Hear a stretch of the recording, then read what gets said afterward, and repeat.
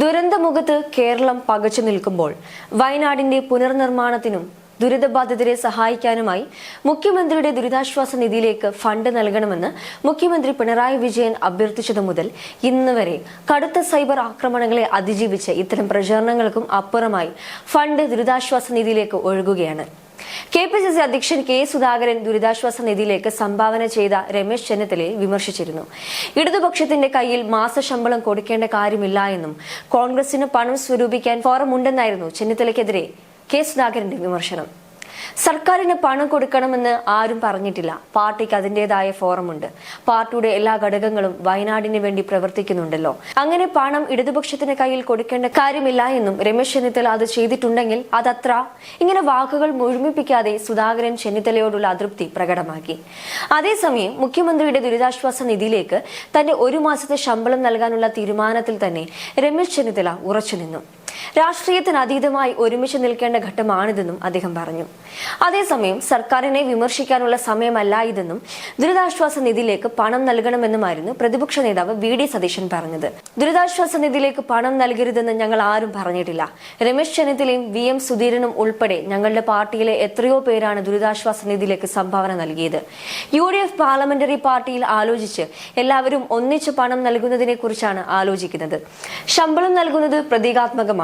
അത് മറ്റുള്ളവരെ കൊടുക്കാൻ പ്രേരിപ്പിക്കലാണ്. എന്ത് തരത്തിലുള്ള സഹായവും നൽകാൻ തയ്യാറാണ്. ഭക്ഷണം, മരുന്നുൾപ്പെടെ എന്ത് സഹായവും എത്തിക്കാമെന്ന് കൽപ്പറ്റ MLA T. സിദ്ദിഖിന് ഉറപ്പ് നൽകിയിട്ടുണ്ടെന്നും VD സതീശൻ പറഞ്ഞിരുന്നു. കൂടാതെ വയനാട്ടിൽ കോൺഗ്രസിന്റെ സഹായ പദ്ധതികൾ ആലോചിക്കാനായി KPCC രാഷ്ട്രീയകാര്യ സമിതി യോഗം ചേർന്നിരുന്നു. 100 വീടുകൾ വാഗ്ദാനം ചെയ്ത സാഹചര്യത്തിൽ രാഹുൽ ഗാന്ധിയോട് കൂടി ആലോചിച്ച ശേഷമായിരിക്കും പദ്ധതികൾ പ്രഖ്യാപിക്കുക. മുഖ്യമന്ത്രിയുടെ ദുരിതാശ്വാസ നിധിയിലേക്ക് പണം നൽകുന്ന കാര്യം യോഗത്തിൽ ചർച്ചയായി. MLA-മാർ ശമ്പളമടക്കമുള്ള തുകകൾ നൽകുന്നതിൽ തെറ്റില്ല എന്നും പിന്തിരിപ്പിക്കേണ്ട കാര്യമില്ല എന്നും യോഗത്തിൽ വിലയിരുത്തലുണ്ടായി. അതിനു പുറമെ എല്ലാ UDF MLA-മാരും 1 മാസത്തെ ശമ്പളം മുഖ്യമന്ത്രിയുടെ ദുരിതാശ്വാസ നിധിയിലേക്ക് സംഭാവന ചെയ്യുമെന്ന് പ്രതിപക്ഷ നേതാവ് VD സതീശൻ പറഞ്ഞു. വയനാട്ടിലെ ദുരന്തത്തിനിരയായ ജനങ്ങളുടെ പ്രശ്നങ്ങൾ പരിഹരിക്കാനുള്ള എല്ലാ കാര്യത്തിലും തങ്ങൾ പങ്കാളികളാകുമെന്നും VD സതീശൻ മാധ്യമങ്ങളോട് പറഞ്ഞു.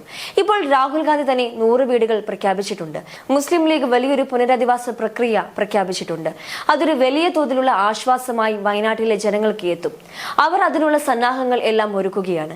ഏറ്റവും നല്ല രീതിയിൽ തന്നെ മുസ്ലിം ലീഗിന്റെ പ്രവർത്തനങ്ങൾ നടക്കും, VD സതീശൻ വ്യക്തമാക്കി.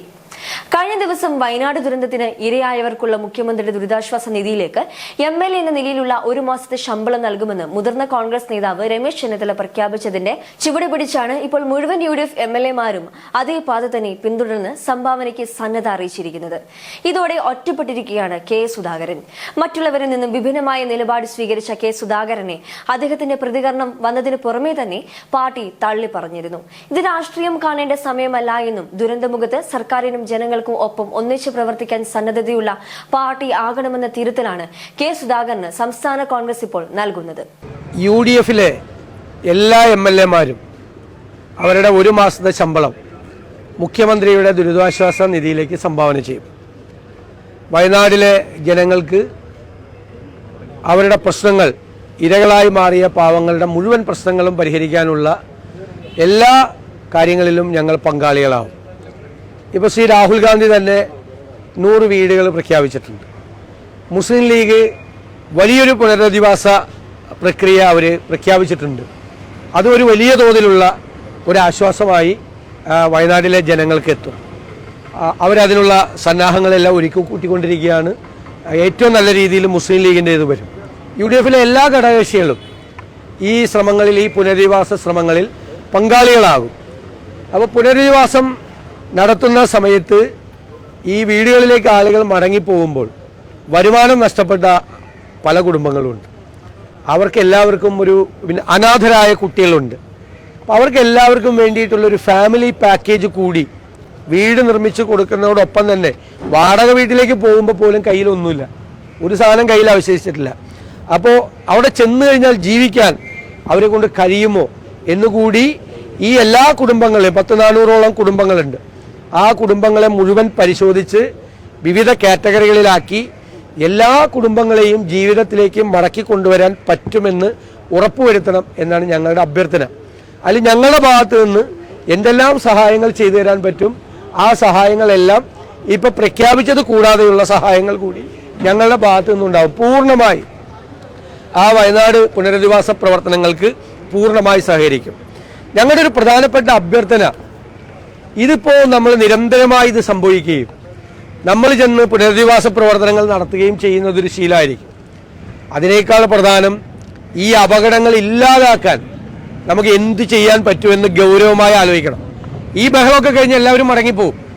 വീണ്ടും ഇതുപോലെ പാവങ്ങൾ എവിടെയോ ജീവിക്കുന്ന കുറേ പാവങ്ങളുടെ തലയിലേക്ക് ഈ മണ്ണും ഈ കല്ലും എല്ലാം ഉരുണ്ടു വീഴും. ഞങ്ങൾ 2021 തന്നെ കേരളത്തിലെ പ്രതിപക്ഷം അസംബ്ലിയിൽ 195 രാജ്യങ്ങളുടെ IPCC റിപ്പോർട്ടും അതിനെ സംബന്ധിച്ചുള്ള നാസയുടെ പഠന റിപ്പോർട്ടും അടിയന്തര പ്രമേയമായി കൊണ്ടുവന്നതാണ്. കേരളത്തിലെ ലാൻഡ് സ്ലൈഡിന് സാധ്യതയുള്ള, മലയിടിച്ചിലിന് സാധ്യതയുള്ള എല്ലാ പ്രദേശങ്ങളും പ്രോൺ ഏരിയ മാപ്പിംഗ് നടത്തണം. വിവിധ ഡിപ്പാർട്ട്മെൻറ്റുകളെ ഏകോപിപ്പിക്കണം. കാലാവസ്ഥാ വകുപ്പ്, ഡിസാസ്റ്റർ മാനേജ്മെൻറ്റ്, ജിയോളജി തുടങ്ങിയ മുഴുവൻ വകുപ്പുകളെ ഏകോപിപ്പിക്കണം. ആവശ്യമായ റെയിൻ ഗേജുകൾ സ്ഥാപിക്കണം. മണ്ണിൻ്റെ ഘടന പരിശോധിക്കാൻ വേണ്ടിയിട്ടുള്ള സംവിധാനങ്ങൾ ഉണ്ടാകണം.